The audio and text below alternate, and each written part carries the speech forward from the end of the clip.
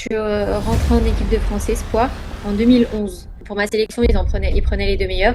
Pour les équipes, ils en prennent 5. Il fallait être dans les 5 meilleurs de notre catégorie pour pouvoir participer aux compétitions avec l'équipe de France. J'ai fait différentes sélections et j'ai fait la préparation des Jeux Olympiques en 2016. En 2018, du coup, c'était à Tarragone.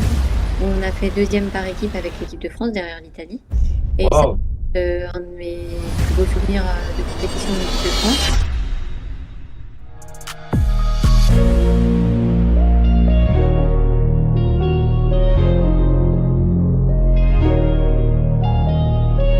Hello l'équipe, comment ça va? C'est JN Crétin Noir pour le concept podcast interview Walk to the Dream spécial Paris 2024.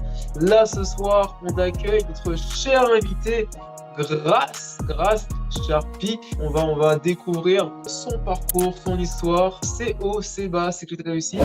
Et littéralement, Grace est là pour vous inspirer à fond. Impeccable. Grace, peux-tu te présenter en quelques mots qui tu es, d'où tu viens, ce que tu fais exactement? Bien sûr, donc bonjour à tous. Alors, je m'appelle Grace Sharpie.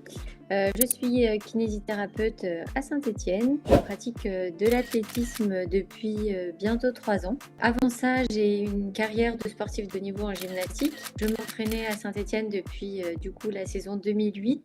Et je suis restée au Pôle France de gymnastique jusqu'en 2019. J'ai participé à plusieurs compétitions internationales.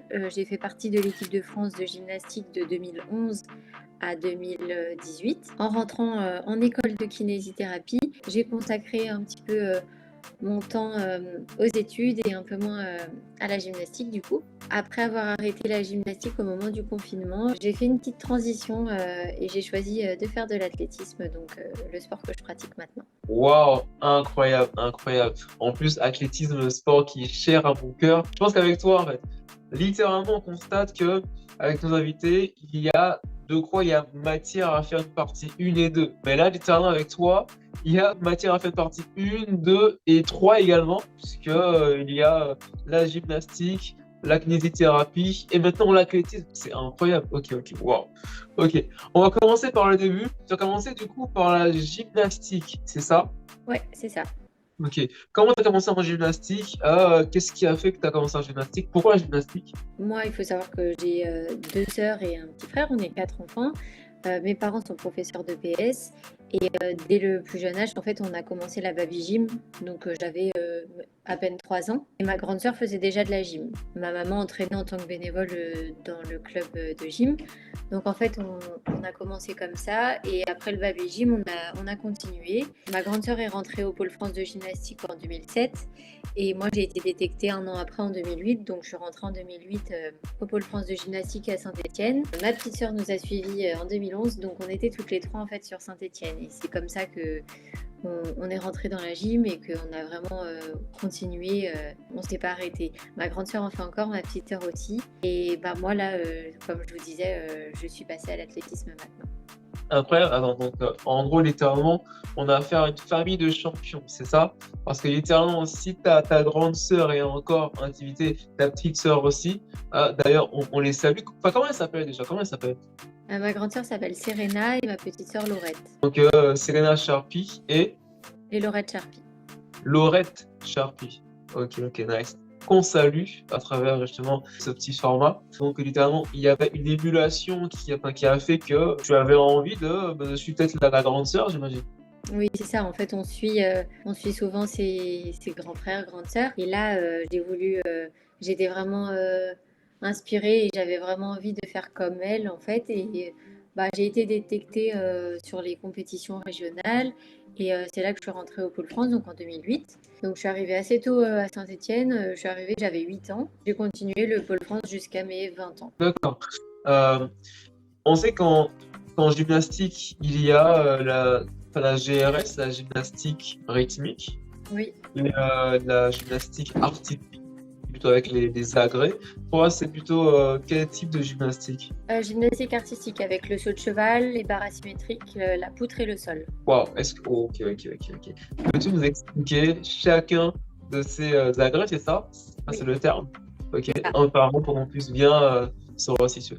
Ouais, alors le saut de cheval, c'est une piste d'élan de 25 mètres avec un tremplin et un saut, le saut de cheval, où on court du coup sur 25 mètres et on fait une figure et on réceptionne derrière le saut de cheval.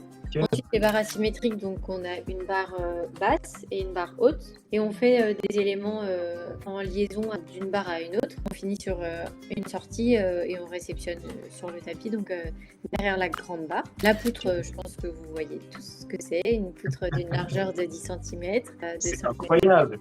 de C'est 5 mètres de incroyable. long.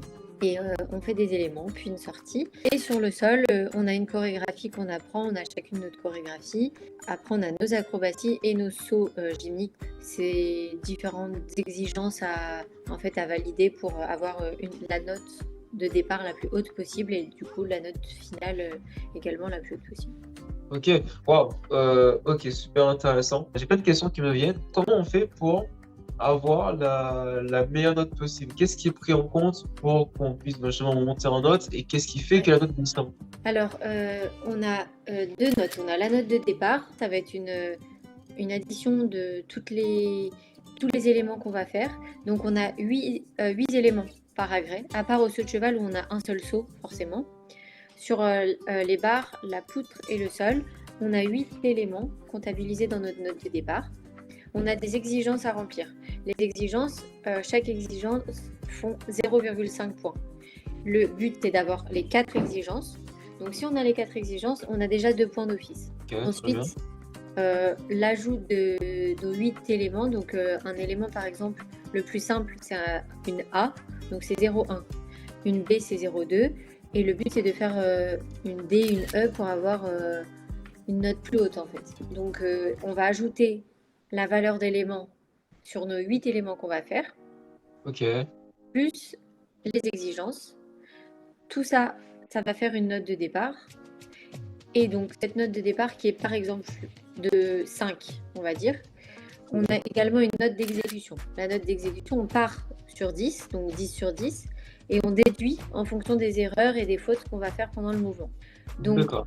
donc si on a une note de départ de 5 et qu'on part avec 10 en exécution, on part sur 15. Et en fonction des erreurs qu'on va faire, on va diminuer la note et selon les erreurs, on va se retrouver à une note qui peut être de 13,2 en fonction des Ouais, ouais, ouais. erreurs. Je pense qu'on va voir et tout au montage, si on peut montrer des exemples de fait que tout le monde puisse comprendre parfaitement. C'est vrai que c'est Et assez compliqué.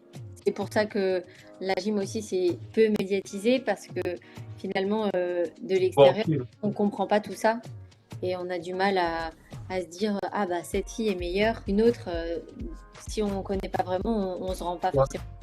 bien sûr, non, je comprends. Toi, tu es arrivé du coup à Saint-Étienne, Mm. ok, mais après, tu as poursuivi en équipe de France, c'est bien ça? Oui, Comment tu t'es senti, toi, quand tu es arrivé en pôle de haut niveau à Saint-Étienne? Parce que tu étais quand même assez jeune, tu avais quel âge? j'avais 8 ans. 8 ans, ok. Ouais. J'avais 8 ans, c'était assez jeune, c'est vrai. Je venais du coup de sauter une classe et je suis arrivée en CM2, mais c'est comme si j'étais en CM1. Donc Ok. c'était le pré-pôle en fait, parce que j'étais vraiment petite. Et l'avantage c'est que il y avait ma grande sœur déjà, donc ça m'a aidée. Et que nous, on était logés chez mes grands-parents, alors que les filles qui n'habitent pas ici sont en famille d'accueil. Donc ça aussi, c'était déjà une aide importante. Finalement, je me rendais pas forcément compte. Moi, je m'entraînais pour le plaisir et pour performer. Donc j'ai continué. Et en fait, je me suis toujours entraînée à Saint-Étienne parce qu'il y a un pôle France à Saint-Étienne. Donc on peut être des premières années finalement jusqu'à la fin de carrière. Et on a la possibilité de soit rester sur Saint-Étienne, soit d'aller à l'INSEP, donc à Paris. Mais, euh, mais moi, j'ai fait le choix de rester sur Saint-Étienne parce qu'on peut très bien s'entraîner dans notre centre et D'accord. participer avec les compétitions avec l'équipe de France. Je suis resté du coup, on va dire, dans ta ville, j'ai envie de dire, c'est la sienne. Pourquoi ne pas être parti à l'INSEP, par exemple? Parce qu'il n'y avait pas forcément d'intérêt pour ma carrière. J'avais déjà mes entraîneurs sur Saint-Étienne et Saint-Étienne, c'était le meilleur pôle France en France finalement. Donc, D'accord.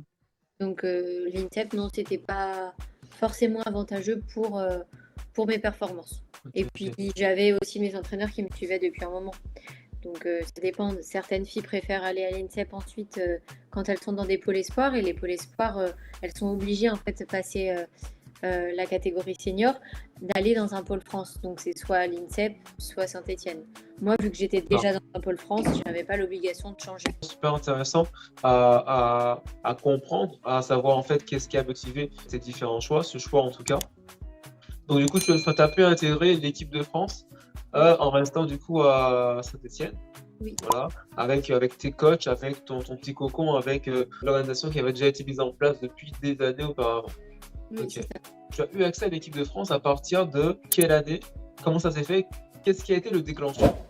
Alors, je suis rentrée en équipe de France Espoir en 2011, puisqu'on a des catégories, donc c'est Avenir, Espoir, Junior et Senior. Senior, c'est la catégorie dans laquelle on peut participer aux championnats du monde, aux Jeux Olympiques, voilà. Et moi, j'ai été sélectionnée pour la première fois en 2011 dans la catégorie Espoir. Donc, ils prenaient les 2 meilleurs espoirs pour faire un stage avec l'équipe de France, justement. Et ben, il se trouve que j'étais dans les 2 meilleurs espoirs de mon année d'âge, donc j'avais été qualifiée pour la première fois à ce moment-là. Ok, félicitations. Petite question, en athlétisme, parce que maintenant tu es aussi athlète, en Oui. athlétisme, espoir, c'est moins de 23 ans, c'est U23 en gros. Je crois que c'est un peu différent du coup en gymnastique. Ouais, Ça n'a rien à voir. Ok, Ouais. D'accord. Ok. Donc espoir, c'est quel âge pour que les gens puissent se resituer? C'est 11-12 ans. 11-12 ans en équipe de France. Waouh, c'est incroyable. Qu'est-ce qui a fait que toi, tu as été prise dans l'équipe de France et pas d'autres? Ça se joue sur les compétitions, donc sur les notes finalement qu'on a à chaque agrès. C'est l'ajout de notre note donc, sur nos 4 agrès qui font un total de points. Et en fonction de ça, en fait, il y a un classement. Pour ma sélection, ils prenaient les 2 meilleurs. Pour les équipes, ils en prennent 5. Pour faire des compétitions, il fallait être dans les 5 meilleurs de notre catégorie pour pouvoir participer aux compétitions avec l'équipe de France. À ce jour, tu as pu réaliser combien de sélections d'équipe de France? J'en ai pas de nom, mais j'ai une quinzaine à peu près. Tu t'es quand même déjà bien installé quand même. Ouais, j'ai fait en espoir, en junior et en senior. J'ai fait différentes sélections et j'ai fait la préparation des Jeux Olympiques en 2016 du coup. Pour Rio. Voilà, pour Rio. Je n'ai pas fait les Jeux Olympiques, mais j'ai fait la préparation. J'étais dans les 8 et après ils en prennent 5 et j'ai pas fait la phase finale de la préparation olympique, mais j'étais là sur ce cycle en fait. Ok, wow, magnifique, magnifique. Comme on dit souvent ici, des flammes pour grâce, s'il vous plaît. Ça aurait pu aller plus loin, mais c'est déjà quand même pas mal, c'est déjà incroyable, excuse-moi, parce que combien de personnes arrivent à ce niveau-là? Très très peu. Donc c'est déjà incroyable comme parcours. Ton but principal, c'était, on va dire pour le coup, dans ta carrière, c'était plutôt le côté JO de Rio, c'est ça? Ouais. Pour Londres, c'était un peu tôt, j'imagine que tu es rentré en 2011, donc en 2012 à Londres, tu avais 9 ans, si je suis bon en mathématiques. Non, j'avais pas non, je suis rentrée en 2008 au Pôle France, mais ma première sélection en équipe de France, c'était 2011. Donc D'accord, moi, je suis de 1999, donc j'avais 12 ans, pas encore 13 ans pour les Jeux de Londres. ça aurait été incroyable. Et, donc Ok. c'est trop petite, enfin c'est trop petit. Mais c'était du coup pour 2016 que j'avais l'âge de participer aux Jeux. Et est-ce que après Tokyo 2020, 2021, hein, c'était aussi possible ou tu avais déjà justement J'étais rentrée en école de kiné et donc j'ai arrêté la gym au moment du confinement en fait. Ok. Donc c'est devenu compliqué puisqu'on pouvait plus s'entraîner.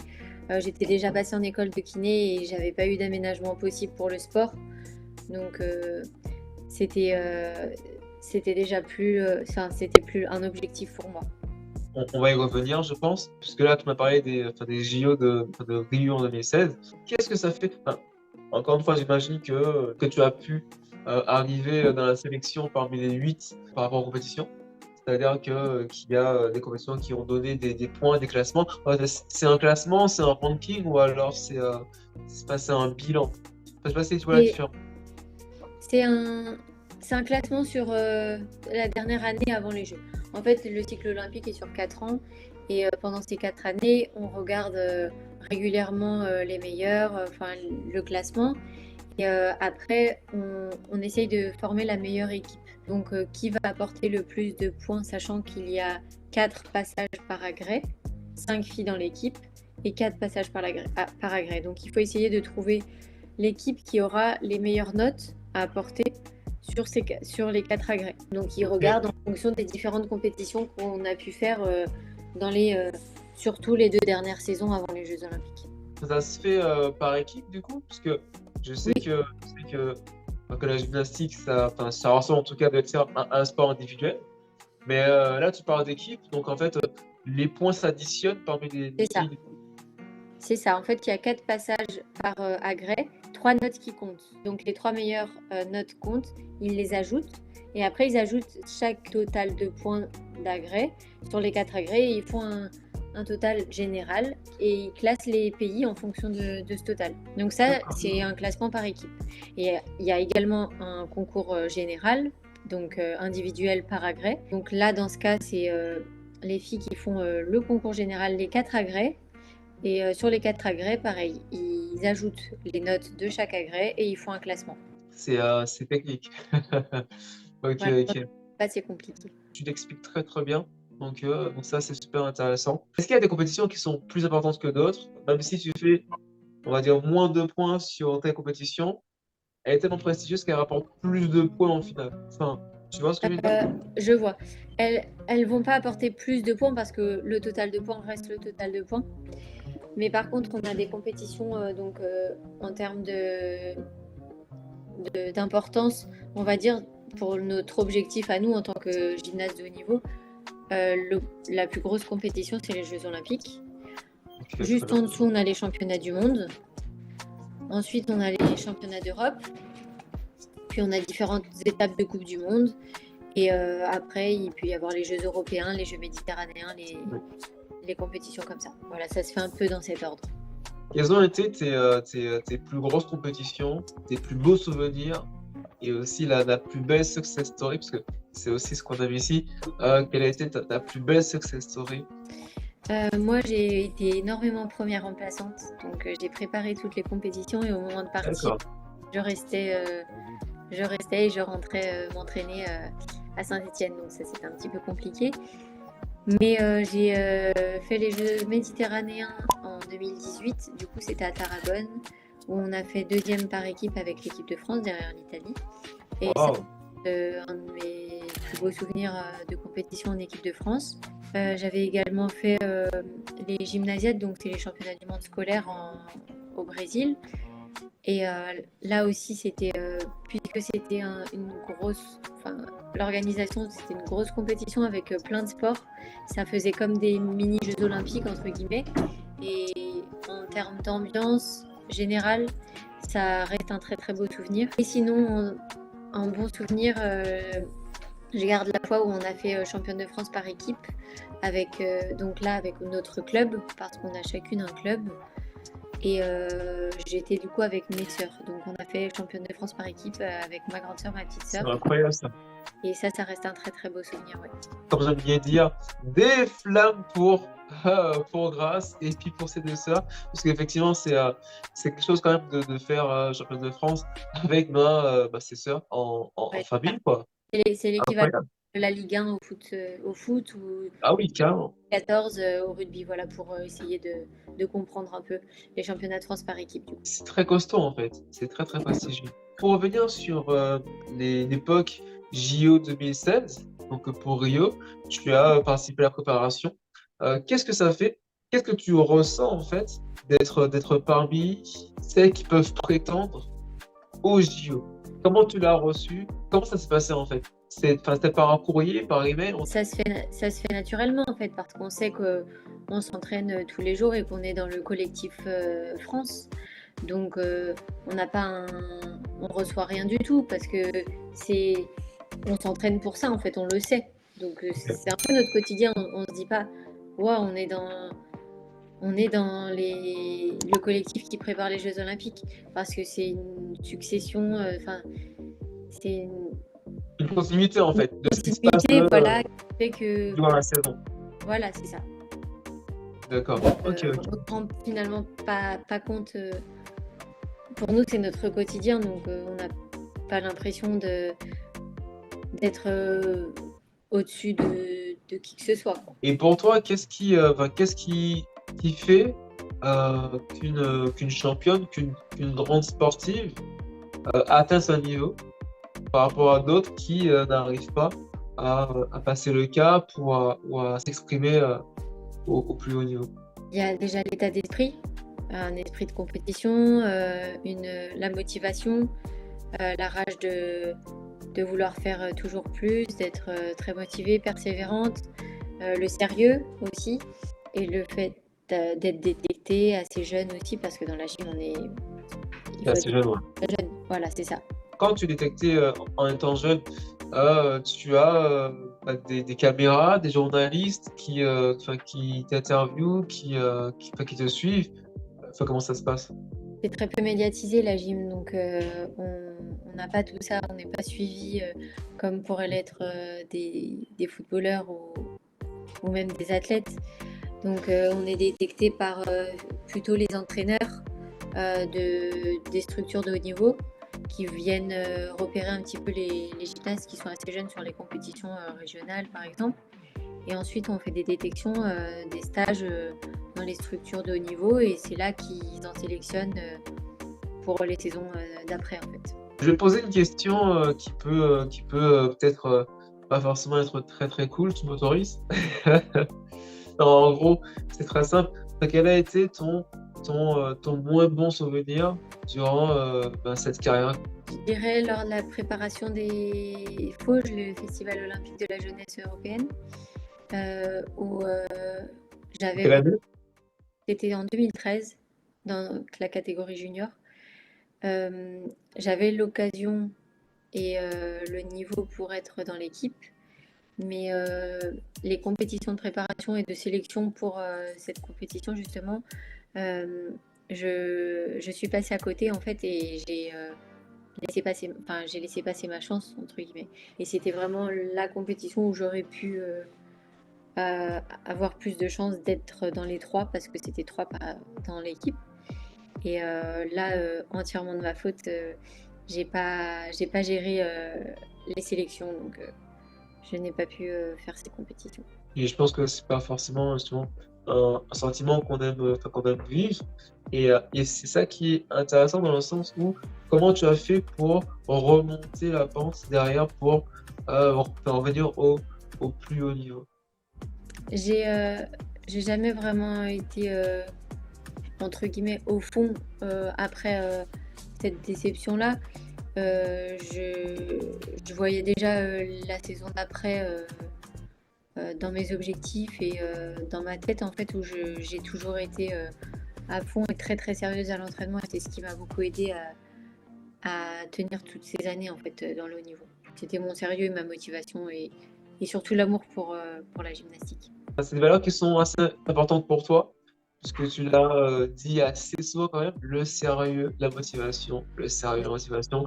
Et je pense que ce sont des valeurs qui sont très très importantes parce qu'en fait, en fin de compte, lorsqu'on veut atteindre des niveaux élevés, il n'y a pas de secret, il n'y a pas de raccourci.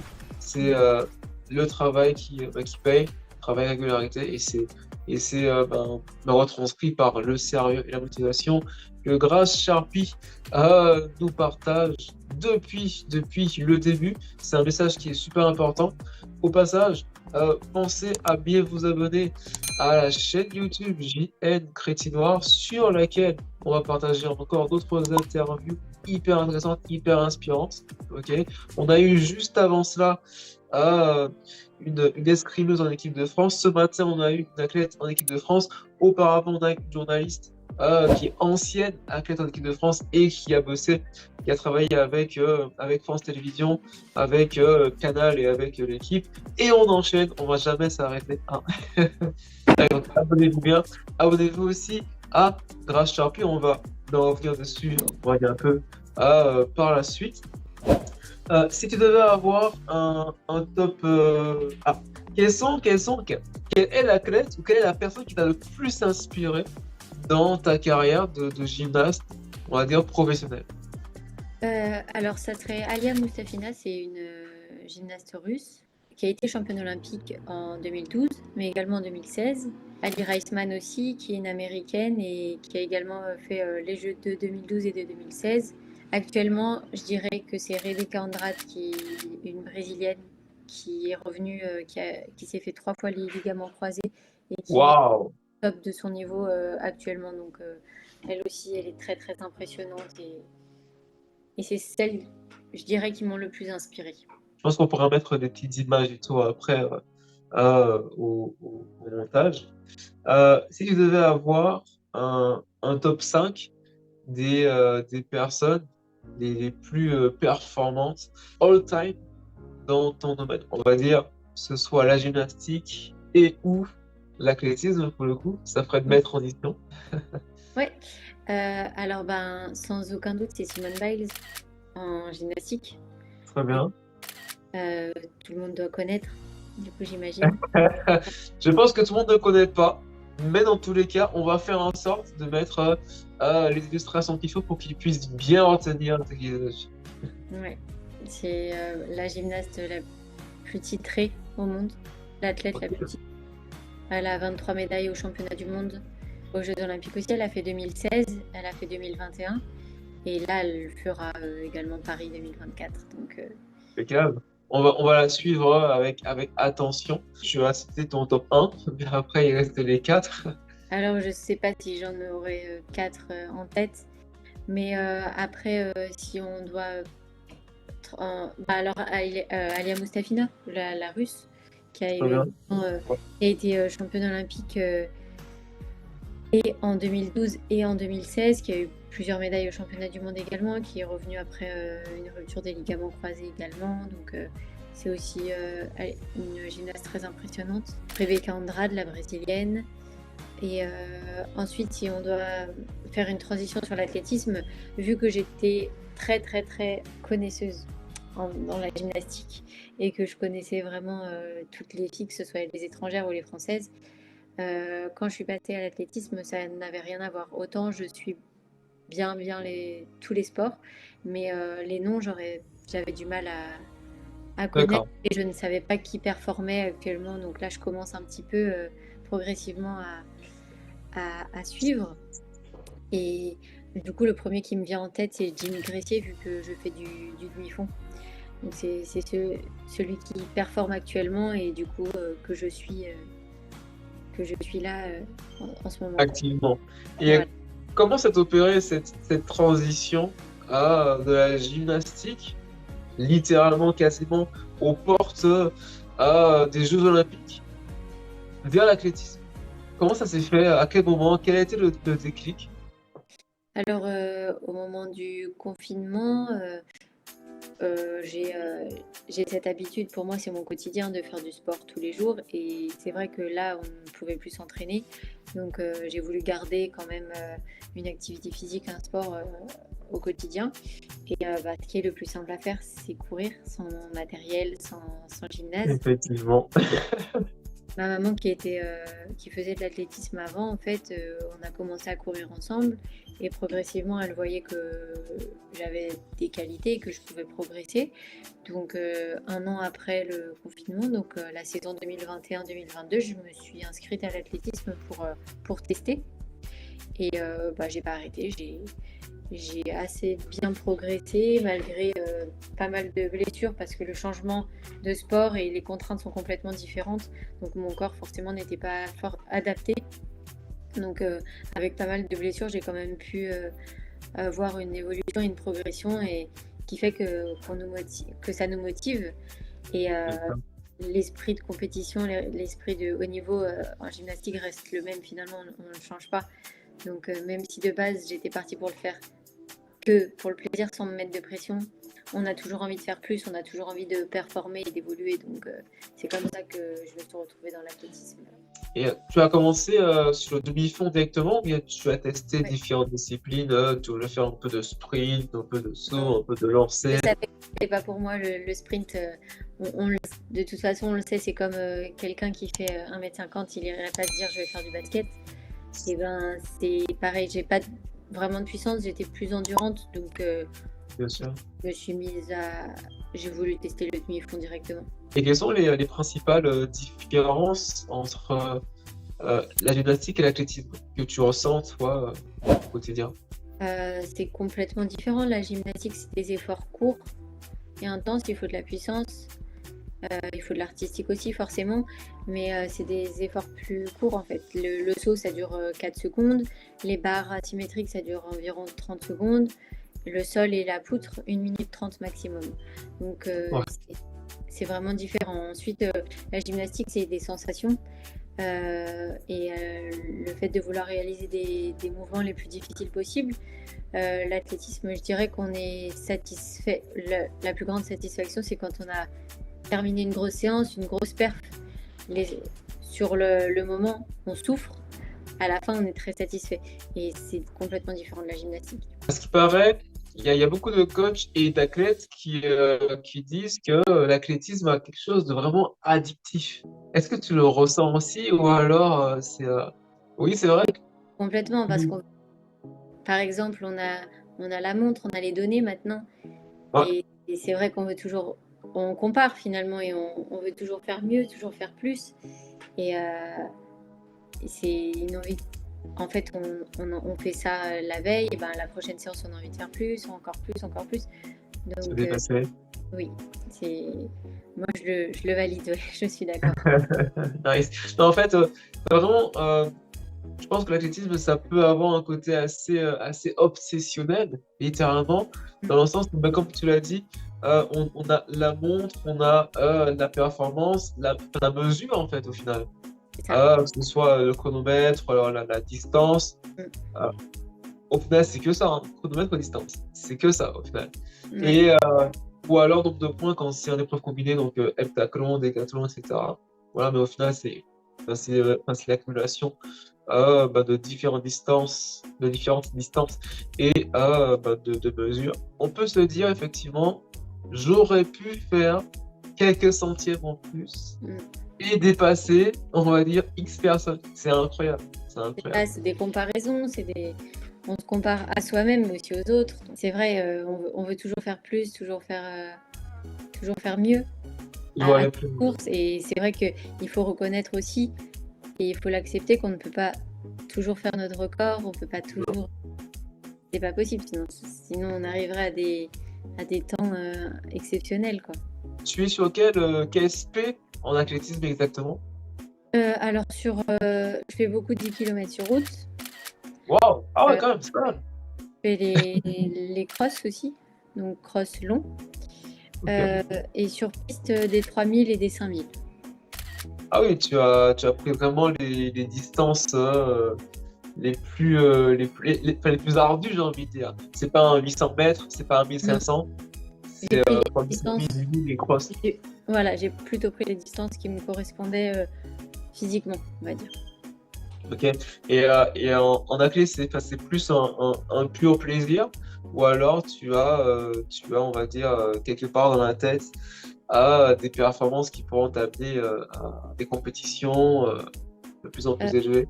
alors, c'est pour le plaisir en numéro un, et forcément, on veut faire mieux et progresser et s'améliorer. Mais pour moi, je sais très bien qu'en ayant commencé si tard, il y a énormément d'athlètes qui ont un niveau exceptionnel, notamment celles qui sont en équipe de France. Et puis il y a tellement de personnes qui font de l'athlétisme et qui de la course à pied que c'est pas comme à la gym où c'est assez fermé. On est par exemple dans le collectif France ou dans les championnats de France, on est maximum une vingtaine, alors qu'en athlétisme, il y en a énormément. Donc c'est Ouais, plutôt d'accord. Voilà. je veux m'améliorer et progresser par rapport à mes temps à moi, mais pas par rapport à d'autres filles. Bien, très très très très belle vision, puisque effectivement c'est un sport, il faut quand même se concentrer sur soi en premier, Mm. avant de chercher à penser aux autres. C'est un sport quelque part individuel Mm. qui se décide en équipe, puisque tu as peut-être, on va dire, tout ce qui est nutrition, tout ce qui est kiné, tout ce qui est médical. Un suivi, tu as un suivi aujourd'hui qui t'aide à être en forme sur la saison.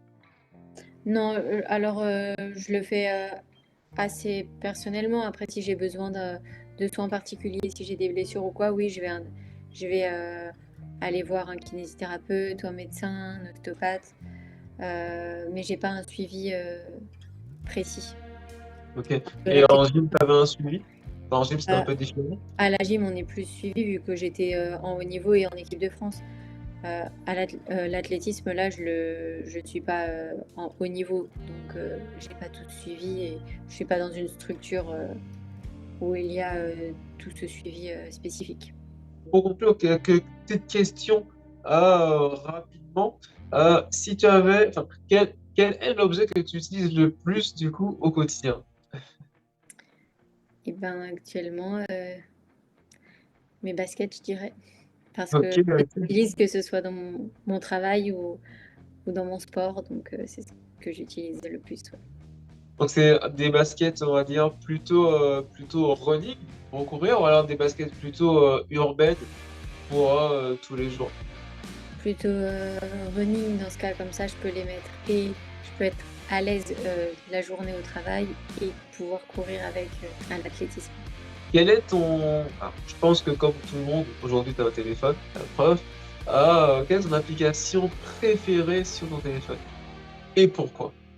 Euh, Celle que j'utilise le plus, du coup, c'est Instagram. Ok, Et très bien.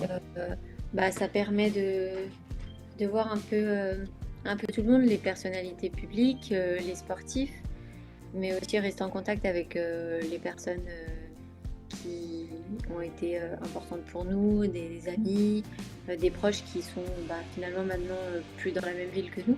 Donc ça permet de garder un lien et de suivre un petit peu le quotidien de ces personnes-là. Si on doit choisir un chiffre entre 1 et 5, tu prendrais lequel? Le 2 parce que c'est mon chiffre préféré. J'aurais pas d'explication, mais c'est mon chiffre préféré. Ok, ça marche. Ok. Du coup, si tu devais partir quelque part sur Terre pendant 2 semaines et avec 2 personnes, c'est ton chiffre, tu partirais où et avec qui? Avec deux personnes, bah, je choisirais mes sœurs parce que Ok. c'est les personnes avec qui j'aime voyager, découvrir des nouveaux pays. Euh, et un gros voyage, je choisirais la Thaïlande ou les Philippines parce que c'est un des voyages que j'aimerais vraiment faire. 2 semaines parce il faudrait au moins 2 semaines pour profiter d'un pays si lointain par rapport à la France et avec mes sœurs. Je pense qu'elles seront heureuses d'entendre ça parce qu'elles vont le voir sur la chaîne YouTube.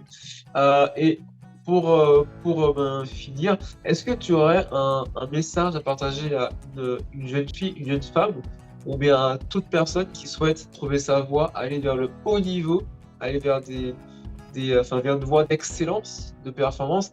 Quel message tu aurais à leur partager grâce, super. Euh, Ce qu'il faudrait avant tout, c'est de la persévérance, ne pas lâcher à la moindre difficulté, le faire pour le plaisir avant tout parce que si on le fait avec une obligation derrière ou que c'est pas, on ne le fait pas pour nous, ça ne peut pas fonctionner.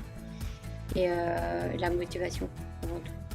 La motivation, c'est ce qui aide énormément à réaliser tout ce qu'on souhaite. C'est d'ailleurs un terme, une valeur que tu as partagée à de nombreuses reprises durant cet instant qu'on a passé ensemble. La motivation, donc j'ai envie de dire, soyez motivés, soyez persévérants, continuez toujours à aller de l'avant, à chercher ce que vous voulez obtenir. Bah écoutez, très très joli mot de la fin. C'était JN Crétinoir pour vous servir avec Grace Charpie qui nous a fait l'honneur de sa présence ce soir, de son parcours incroyable. Du coup, on peut te retrouver sur quelle plateforme? Comment on peut te suivre? Comment on peut savoir ce que tu fais? Sur Instagram, c'est le seul réseau social que j'ai et qui est actif vraiment en public. D'accord, donc du coup, on pourra l'inscrire juste en dessous, comme ça, si les gens partenaires, des sponsors, mais des gens qui veulent te contacter, te suivre, ils pourront le faire, etc. Magnifique. Eh bien écoutez, c'était JN Crétinoir pour vous servir. Abonnez-vous à la chaîne YouTube. On va continuer à envoyer du lourd avec des invités toujours aussi prestigieux, les uns que les autres, les unes que les autres. À très vite. Peace.